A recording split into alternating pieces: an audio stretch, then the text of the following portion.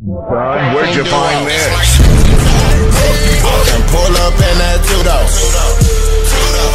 I be flocking, I know judo.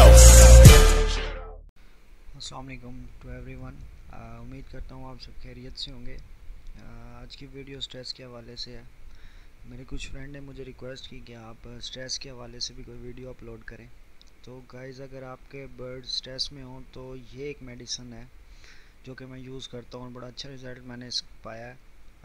साइमोस्ट्रेस, it's a poultry product और इसकी cost approx 150 है, जो इजीली मार्केट में या वेट के पास अवेलेबल होगी। आप किसी भी उससे ले सकते हैं। 2 ग्राम 1.5 लीटर पानी में आप इनको पीने के लिए देंगे और अच्छे विटामिन्स भी इसमें इंक्लूड है।